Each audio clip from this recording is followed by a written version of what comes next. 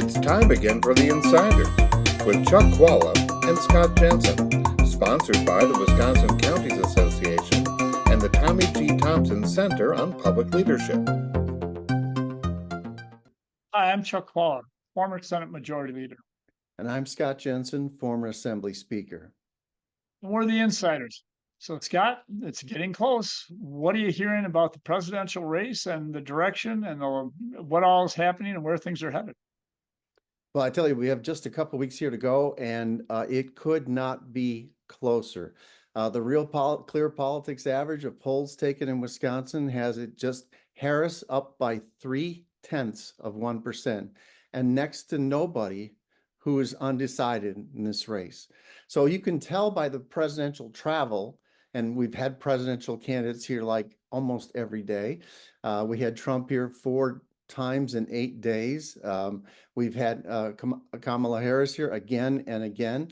You can tell what their strategy is. It's shifting from persuading the tiny number of people who are undecided to turning out voters who agree with him on the issues. So you saw President Trump hit a lot of small towns here in Wisconsin. You saw him hit Mosinee, Juneau, Waunakee.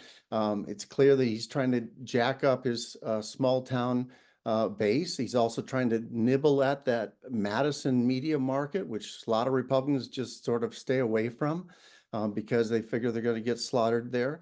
He's smart enough to go in there and try to nibble away at it. Kamala Harris has probably taught more classes in Wisconsin this last week than most professors. She was at La Crosse. She was in Milwaukee. She'd previously been in Madison.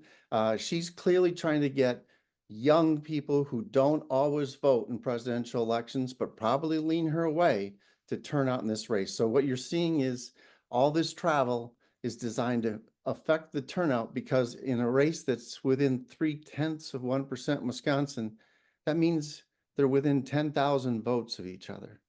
That can be done by turnout here in the last few days, and that's really what this campaign is coming down to.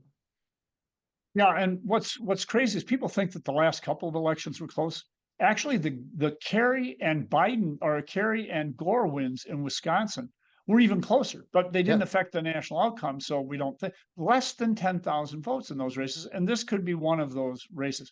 What's interesting to me is I agree with Scott that they're mainly trying to get turnout. However, Trump is reaching out to people in New York and California. That's odd, although I think maybe he's trying to help the congressional races. But also, what is Kamala Harris doing talking to Fox News? That's not reaching out to energize her base.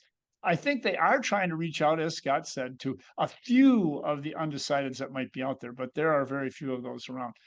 What's interesting to me is that I think that there will be a lot of this activity going on. I'm not sure that it has the same impact that ads will. And I do think the Republicans have pulled a little closer, in part because of kind of in my view, a Willie Horton ad that's going on with the transgender stuff, but a very powerful ad. And Scott and I talk about how people vote on emotions going after Kamala Harris. And I do think that some of those things do have an impact. But I think at the end of the day, if we look at the presidential, here's what I think the story will be after the election.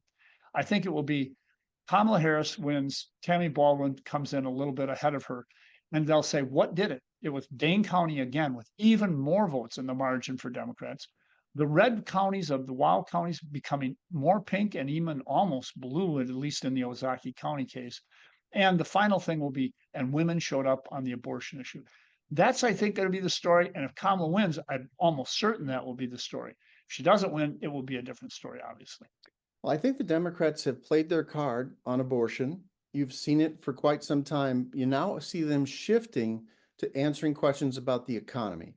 That's what Kamala Harris has been talking about lately. That was what the purpose of her visit was here in Wisconsin, besides talking to low turnout voters who are college age or whatever. She's trying to get her economic message out at this point.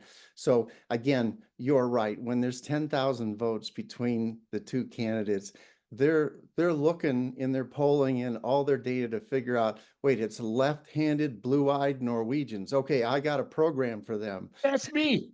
Yeah, there you go. So they are trying to fine-tune this thing as much as they can, and then to crank out the turnout everywhere possible. It's going to be interesting. We'll see you next time, folks. You've been listening to The Insiders with Chuck Chvala and Scott Jensen, sponsored by the Wisconsin Counties Association and the Tommy G. Thompson Center on Public Leadership.